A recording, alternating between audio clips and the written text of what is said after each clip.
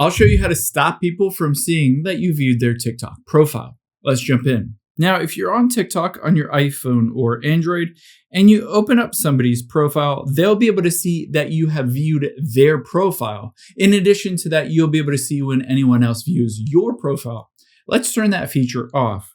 Now, to do that, we need to get to your settings here. So let's hop into the settings, and they constantly move this around. Currently, we need to get into your privacy settings and turn off the feature for profile views. So on here, we're just going to scroll down to the bottom, and you can see towards the bottom are those two little footsteps. We're going to tap on viewers, and you can see view history. See who viewed your profile in the last 30 days.